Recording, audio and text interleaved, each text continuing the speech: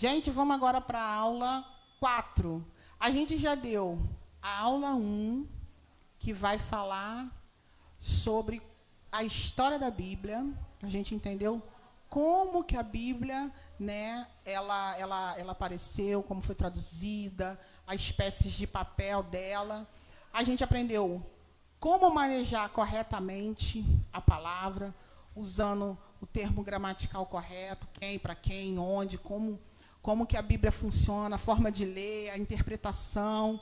Na aula 3, a gente viu um panorama do Antigo Testamento. Vimos livro por livro do Antigo Testamento, sabendo o que ele fala, sobre o que ele fala, qual foi o período, mais ou menos, né? Quais foram os profetas. Agora que a gente entendeu esse panorama do Antigo Testamento, a gente agora, na aula 4, vai fazer um panorama do Novo Testamento. Pode passar.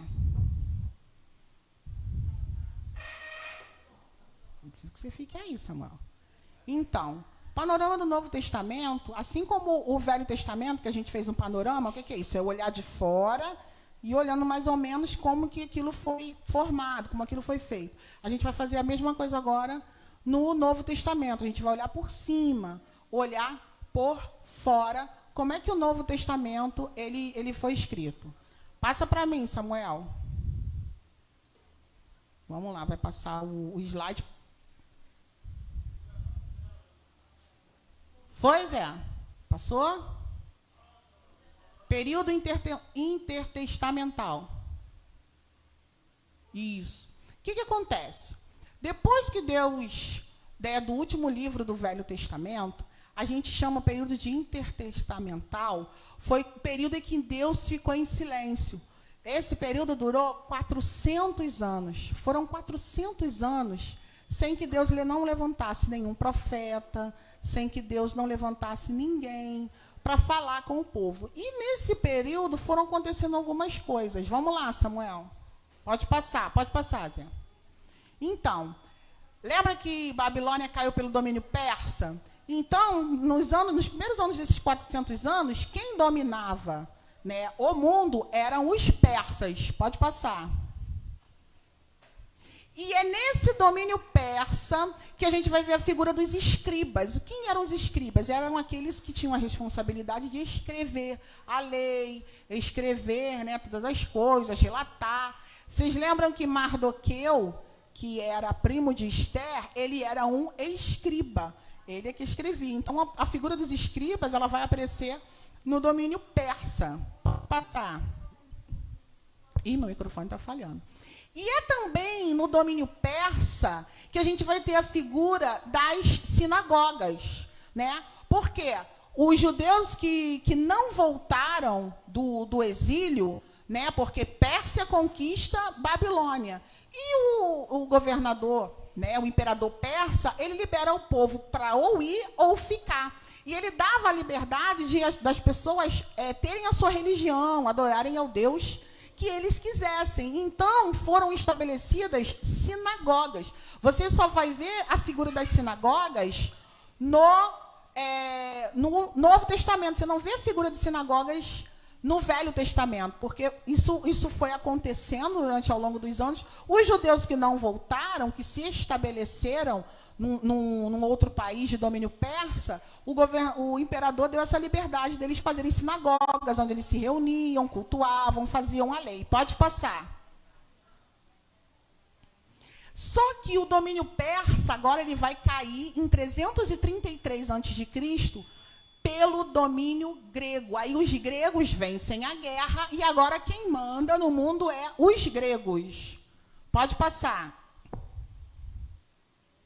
E é aí, nesse domínio grego, que vai aparecer a figura dos fariseus. Quem eram os fariseus? Os fariseus eram os doutores da lei, eram as pessoas, né, incumbidas de estudar a lei.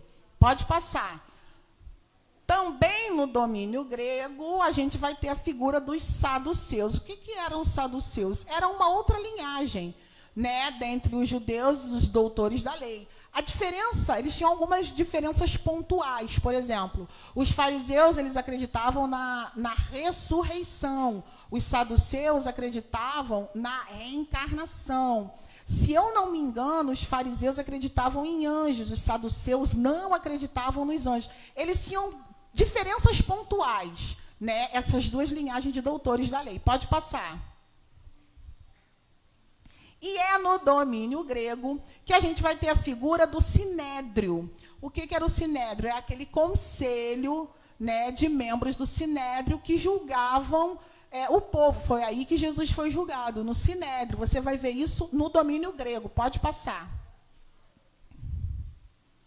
E a Grécia, ela também vai cair, né? Vai ter guerra, e ela vai cair em 63 a.C., pelo Império Romano. Então, em 63 a.C., Roma vence a Grécia, e aí agora Roma é que manda, né, no mundo. Pode passar.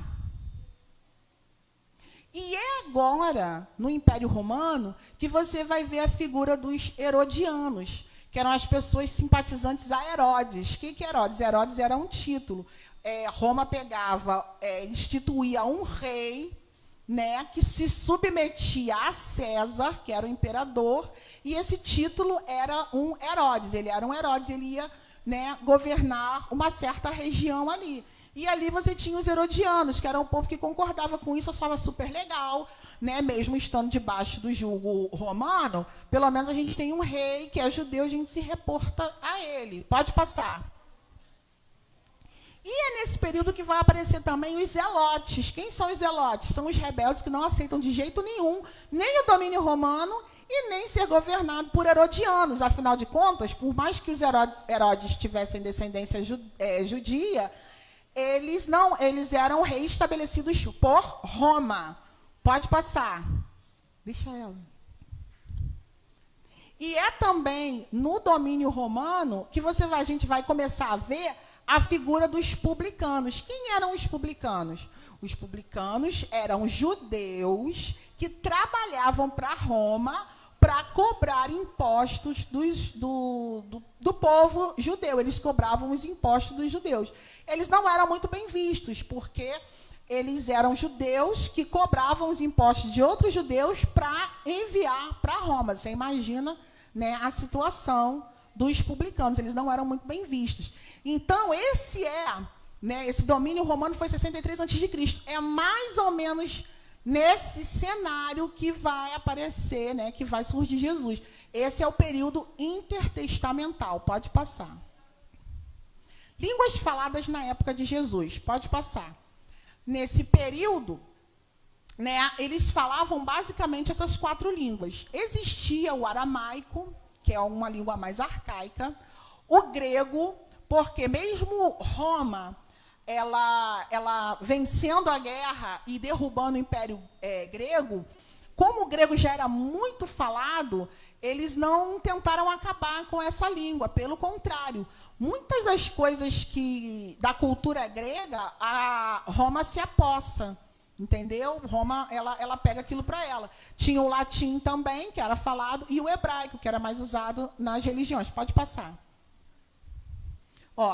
Aramaico era a língua da Judéia e circunvizinhanças. Judéia era mais para lá perto da Galileia.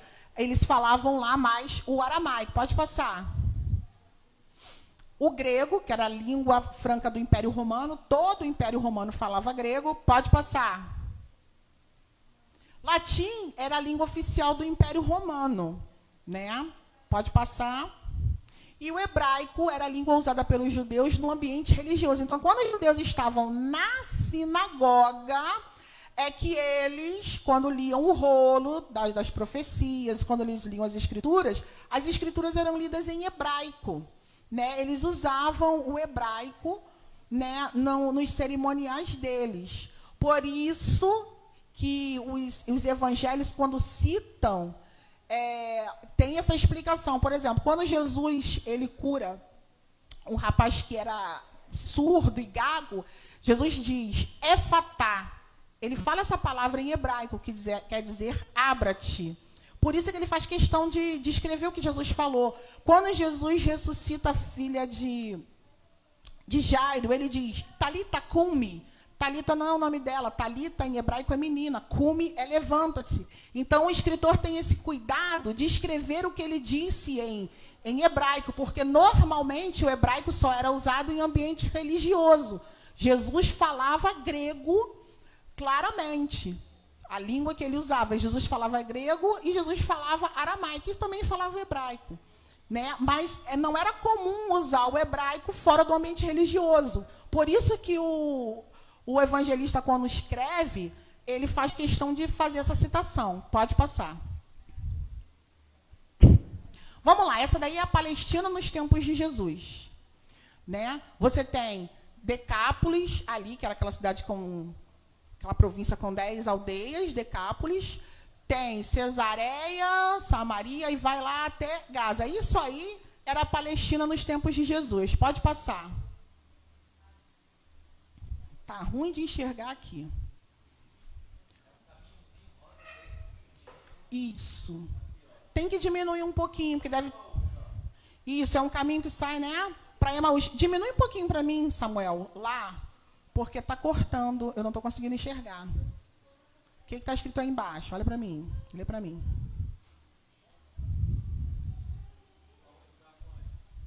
Ah lá, é isso que eu não estou vendo. Está aparecendo? Você passou um ou não?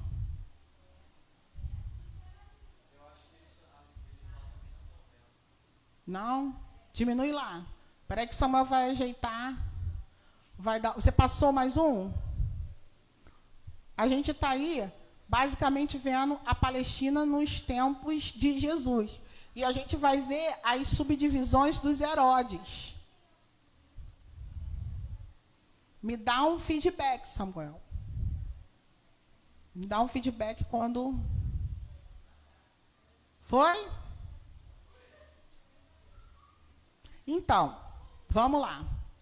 Aqui você tem o nome. Tem Felipe, Herodes, Antipas e lá embaixo, Pilatos. Porque era tudo... Quem governava era Herodes o Grande. Volta um pouquinho para mim ver se é o outro slide, Samuel. Volta um pouquinho o outro slide, Zé.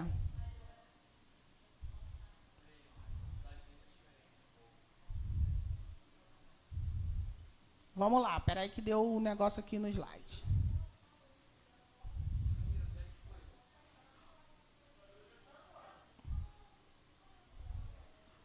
Ih, voltou tudo.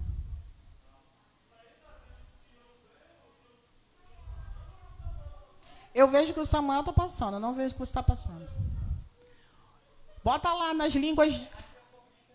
bota nas línguas faladas por Jesus. Bota no slide das línguas faladas por Jesus. Volta um. Volta um. Agora passa. Palestina nos tempos de Jesus. Agora passa. Isso. Agora passa. Aí. Tá isso também, Samuel? Agora sim. Isso. Aí a gente tá com essa divisão dos Herodes. Depois que Herodes o Grande morreu, ficou Herodes Filipe com um, Herodes Antipas com outro e Herodes Arquelau com aquele território. Ficou um território basicamente para cada um. Pode passar. Agora vamos ver se a gente vai conseguir. Então, Arquelau, ele foi substituído por Pilatos e Pilatos começa a governar esse pedaço aí. Bora lá, vamos passar, a gente tem que correr. E é nessa ideia aí, é nessa situação em que Jesus vai surgir no cenário agora, né, dos evangelhos. Aí os evangelhos basicamente vão falar do ministério de Jesus, da morte de Jesus e da ressurreição de Jesus. Pode passar. E aí, por exemplo, em Belém é o nascimento de Jesus. Está lá em Lucas 2, 6, 7. Pode passar. A casa de Jesus ficava ali, em Nazaré. Foi aonde ele cresceu. Por isso é que ele chamava de Jesus de Nazaré e o Nazareno. Pode passar. É ali, no Rio Jordão, a referência é Mateus 3, 13 e 17, que ele é batizado. Pode passar. É ali no deserto Fica bem próximo ao Rio Jordão, Mateus 4, 1, 11, que foi a tentação de Jesus. Pode passar. O primeiro milagre de Jesus foi feito ali, ó, em Caná da Galileia, onde Jesus transformou a água em vinho. Esse foi o primeiro milagre dele. Pode passar. É aí, tá vendo esse negocinho, não sei se está verde ou azul para vocês, o Mar da Galileia. É onde Jesus acalma a tempestade. O Mar da Galileia, você está vendo que é tudo fechadinho? Na verdade, ele não é um mar, ele é um lago. Algumas versões da Bíblia você vai ver escrito Lago de Tiberíades. Eles chamam de Mar da Galileia porque era um lago muito grande e ele ventava muito e tinha tempestade. Tanto é que Jesus teve que acalmar. Pode passar. Aí, quando ele chega, né, depois da tempestade, ele vai chegar aí em Gadara, que fica em Decápolis. E em Gadara é que ele expulsa os demônios do homem, que eles chamam de gadareno. Por quê? Porque ele era de Gadara. Isso está em Lucas 8, 26, 35. Pode passar. Ah, tá. Então, vamos lá, me perdi aqui. E é em Cafarnaum, lá na Galileia, que Jesus ressuscita a filha de Jairo. Isso está em Mateus 9, 18, 26. Você vê que a gente está colocando aí os evangelhos. Pode passar. E é em Jerusalém que Jesus vai morrer e ressuscitar. Pode passar. Basicamente, esse foi, não falamos tudo, mas basicamente foi esse o ministério de Jesus. Foi ali onde Jesus atuou seu nascimento, todo o seu ministério, morte e ressurreição. Isso a gente vai encontrar nos 4 evangelhos, Mateus, Marcos, Lucas e João. Acabando os 4 evangelhos, agora a gente está no livro de Atos. Pode passar. Atos dos Apóstolos. Atos dos Apóstolos vai falar sobre a ascensão de Jesus, ou seja, quando Jesus é levado aos céus, vai falar da descida do Espírito Santo e vai falar da expansão do Evangelho. Pode passar. Atos 1:8 diz assim, Jesus disse, mas recebereis a virtude do Espírito Santo, que há de vir sobre vós, e ser-me-eis testemunhas, tanto em Jerusalém, como em toda a Judéia e Samaria, até os confins da terra. Pode passar.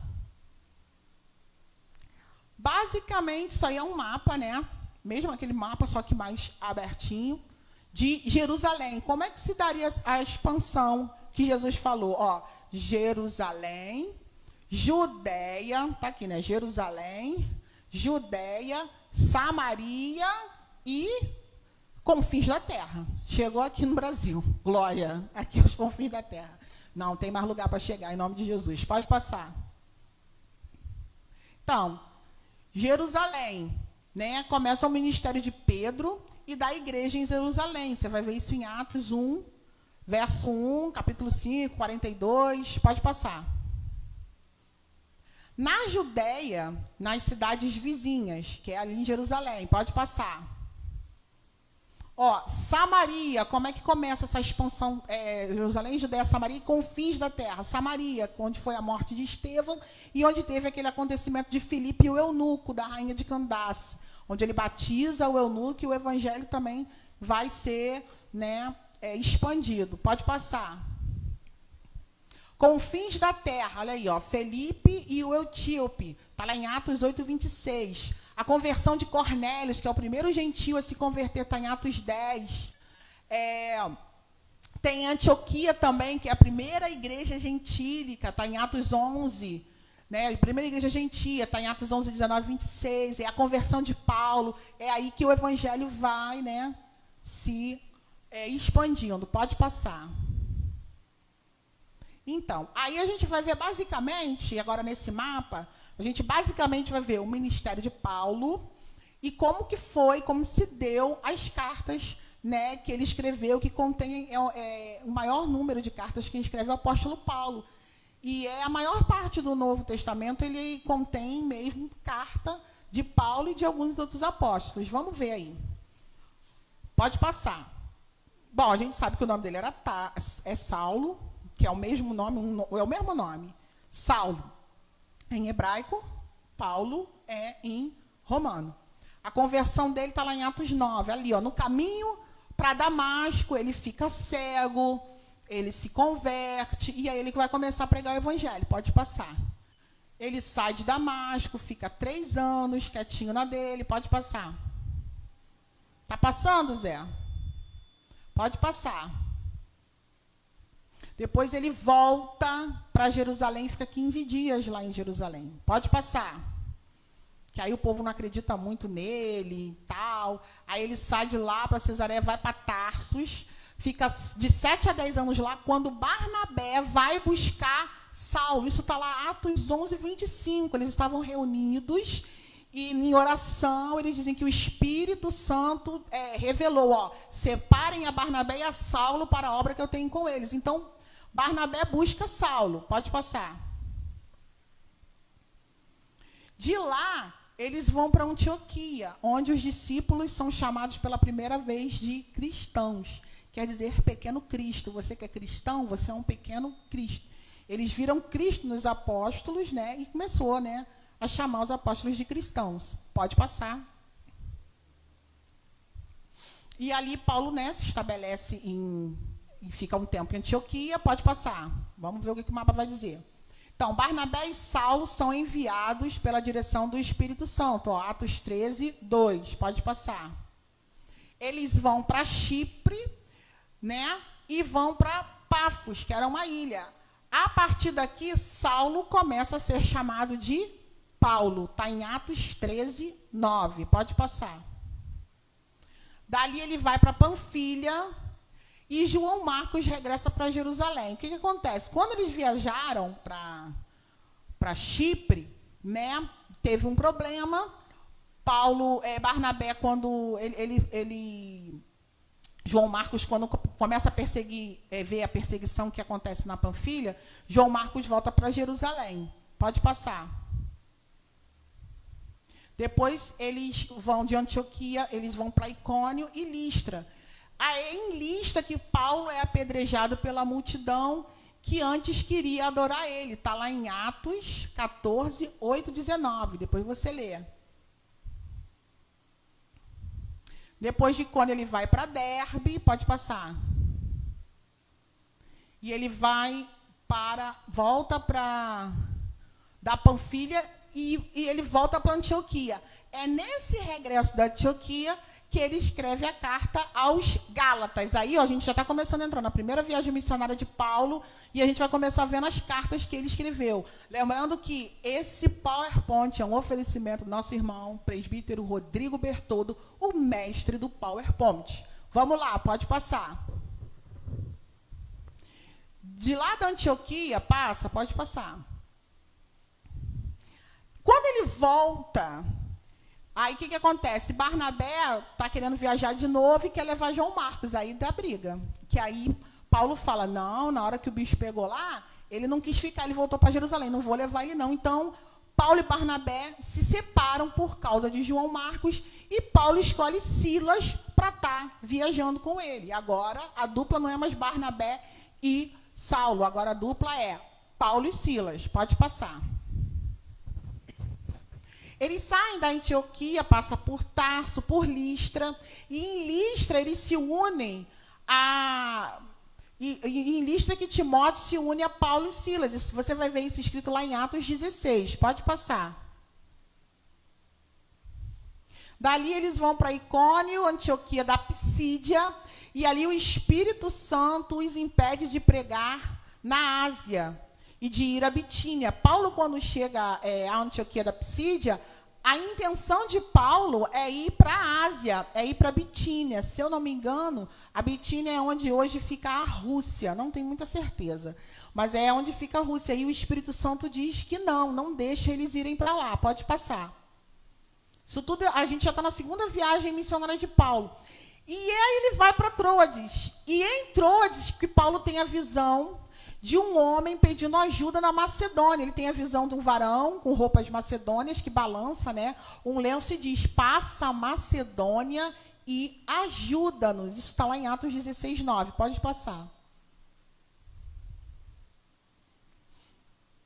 O que acontece? Ele vai para Filipos, Porque o que ele faz? Ele chega, olha só, ele sai da Ásia e vai para a Macedônia, para a cidade de Filipos. Ele tem o sonho, né, e vai lá para Filipos. Por isso é que, e é longe, você tem que atravessar o mar. Por isso que hoje a gente usa esse trocadilho. Quando a gente vai para um lugar muito longe, quando a gente vai para uma igreja muito longe, o que é que a gente fala? Nossa, passei a Macedônia. É basicamente isso daí que aconteceu com Paulo e Silas. Eles atravessam, né, sai de Troades, vai para Filipos, na Macedônia, e lá eles são presos. É lá quando Paulo ele expulsa o demônio de uma mulher que tinha um espírito de adivinhação. Está lá em Atos 16, 24, depois você lê. E aí eles são presos ali, aquela história de Paulo e Silas na prisão. Quem viu a live sabe, cantando, e as cadeias se quebraram, enfim. Pode passar. De lá, ele vai para a Bereia, onde os cristãos de Bereia recebem a palavra e examinam as escrituras. Está lá em Atos 17, 10, 11. Quando eles chegam para pregar para os crentes de Bereia, tudo que Paulo falava, eles falam assim, não, peraí. Deixa eu ver se está aqui. Ah, está escrito sim. Aí quando eles falam, porque Jesus, o Cristo, ele ia ser crucificado. Peraí. Está onde isso aí? Está em Isaías. Espera aí que eu vou ver. Ah, está aqui mesmo. Então eles recebem a palavra, mas eles examinam a palavra. E Paulo fica maravilhado com os crentes bereanos, porque eles ouviram e foram conferir para ver se é aquilo mesmo que a palavra diz, né? A gente diz que um crente, quando é muito chato, que tudo quer ver, não, quero ver se está mesmo na Bíblia, eu quero conferir, é um crente de Bereia, é um crente bereano, né? Eu sou de Bereia, eu sou crente bereana chata mesmo, eu quero conferir. E eu espero que eu consiga influenciar vocês, que vocês também se tornem crentes de Bereia. Examina, não aceita qualquer coisa, vai conferir. Vamos lá, pode passar. Ele sai de Bereia e vai para Corinto. E lá em Corinto, Paulo fica 1 ano e 6 meses. Isso está em Atos 18, 11. E é lá, em Corinto, que ele escreve a carta aos Tessalonicenses. A primeira carta e a segunda carta aos Tessalonicenses. Pode passar. Ele sai de Corinto, dá um pulinho em Éfeso, volta para Jerusalém e sobe para Antioquia da Psídia de novo. Pode passar. Agora a gente já está na terceira viagem missionária de Paulo. Vamos lá. Gente, você imagina, quando eu viajo, eu fico 10, 15 dias fora de casa, em viagem missionária. Um final de semana eu já fico agoniada, com saudade de casa. Você imagina Paulo, que para chegar de um lugar para outro levava às vezes meses. Só Jesus, né? Então, pessoal, ele sai de Antioquia, vai para Éfeso. Paulo fica cerca de 3 anos lá. Isso aí está em Atos 19, está aí os versículos para vocês verem. E lá, em Éfeso, é que ele deixa Timóteo para pastorear aquela igreja. Ali ele escreve a carta de 1 Coríntios. Pode passar.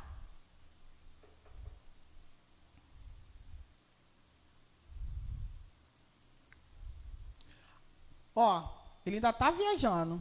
Meu Deus. Vamos lá. Ele vai, chega em Corinto e Paulo escreve 2 Coríntios quando viajava pela Macedônia. Você viu os pontinhos assim da viagem até chegar? Durante essa viagem à Macedônia, ele escreve a carta de 2 Coríntios. E aí ele chega na cidade de Corinto, Paulo fica 3 meses lá, e é lá que ele vai escrever a carta aos Romanos. Pode passar. O que ele fez agora? Ele voltou para Troades, e é em Troades agora, né, na terceira viagem, que ele está pregando e o Eutico cai da janela. Isso está em Atos 20. O rapaz está na janela, acaba dormindo, cai, quebra o pescoço, foi aquele auê, mas Paulo vai, ressuscita ele. É lá em Troades que acontece isso. Pode passar. Eu lembro que eu era professora da escola dominical das crianças de 11 anos, que eu ensinei que crente não fica na janela. Crente que fica na janela, cai e quebra o pescoço, igual o Eutico. Se vocês verem um crente na janela, Pode falar, entra Eutico, que você vai quebrar o pescoço. Gente, foi um auê. Lembra das trigêmeas? Beijo, Larissa, Lorena e Juliana. Foi minhas alunas. Quando elas viam alguém debruçado assim na igreja assistindo o culto, elas já iam assim, ó. Sai, Eutico, tu vai quebrar o pescoço. Sai, Eutico, vai quebrar o pescoço. Porque eu ensinei para elas, crente não fica na janela. Vamos lá. Éfeso. Ele vai para Éfeso em Mileto. Paulo se despede dos anciãos. Lá em Éfeso, está em Atos 20, 17 e 38. Pode passar. De lá, ele volta para Jerusalém. Pode passar. O que acontece? Em Jerusalém, quando ele chega em Jerusalém, Paulo é preso e é enviado para Roma. A gente mudou o mapa por quê? Ele vai ter que pegar um barco para ir a Roma. E a gente vai ver o que aconteceu nessa viagem de Paulo para Roma. Pode passar. Ó, de Jerusalém a Cesareia, ele vai onde ele fica 2 anos. Está em Atos 23. Pode passar. Ah lá, ele pega o barquinho de Jerusalém para ir para Roma. Pode passar. O que acontece no caminho? Ele pega o barco, quando chega ali, ele troca de navio. Pode passar. Quando ele troca o navio, ele pega no meio da tempestade um tufão, um pé de vento. O nome do pé de vento é Euroquilão. Vocês lembram que Paulo ele teve um naufrágio, né? E nisso a carga se perdeu, né? E todo mundo nervoso, querendo matar todos os prisioneiros. Isso está em Atos 27, 14, depois você lê. Paulo diz, ó, não mata ninguém. A carga vai se perder, mas ninguém vai morrer. Fica tranquilo, pode passar. Ah lá, a tempestade continua no dia seguinte, pode passar.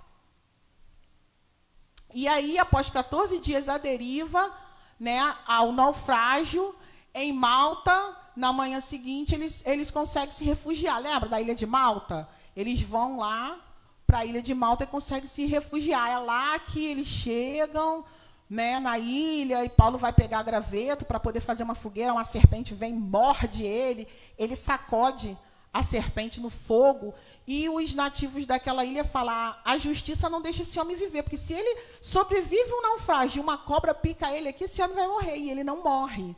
Vamos lá, pode passar. Em Malta, de Malta, ele consegue pegar um outro navio e vai para Roma, onde ele fica em prisão domiciliar. Em Roma, ele fica lá em prisão domiciliar por 2 anos. E é nessa prisão domiciliar que ele fica que ele escreve a carta a Filemon. Filemon é uma pessoa, tá? Não é uma cidade. Ele escreve a carta a Filemon. Ele escreve aos crentes de Colossos, os colossenses, aos crentes de Éfeso, que são os efésios, e aos crentes de Filipos, que estão em Filipos, que são os filipenses. Aí a gente fecha as cartas paulinas, ou seja, as cartas de Paulo. Foram durante as viagens dele, todo esse processo dele de evangelização, de viagem missionária, é que ele vai escrevendo as cartas. Pode passar. Deixa eu beber água que eu estou seco. Além das epístolas paulinas, das cartas de Paulo, a gente também tem outras epístolas no Novo Testamento. Pode passar. A gente tem a carta de Paulo, após a sua liberdade. Ele vai escrever o 1 Timóteo, ele vai escrever Tito, né? E ele vai escrever também as cartas. E também vão ter outras cartas de outros apóstolos. Você tem a carta de Tiago, a carta de 1 e 2 Pedro, a carta aos Hebreus e a carta de Judas. No segundo aprisionamento de Paulo em Roma, é aí que ele vai escrever 2 Timóteo. Você também tem as cartas, né, os escritos de João. João escreve a 1ª, 2ª e a 3ª epístola, né, dele, e ele escreve a revelação do Apocalipse. Pode passar. Onde se deu as visões do Apocalipse, não o Apocalipse. O Apocalipse se deu aí exatamente, olha aí a estrelinha, na ilha de Patmos, que ficava em Éfeso. João era prisioneiro, foi levado como prisioneiro à ilha de Patmos, e ali Deus deu as visões, né, e a revelação do Apocalipse. Pode passar. Ok, fechamos aí o panorama do Novo Testamento. Espero que eu tenha ajudado vocês. Edilene, não sei se você está vendo, a culpa dessa transmissão é sua e do pastor Jean Carlos.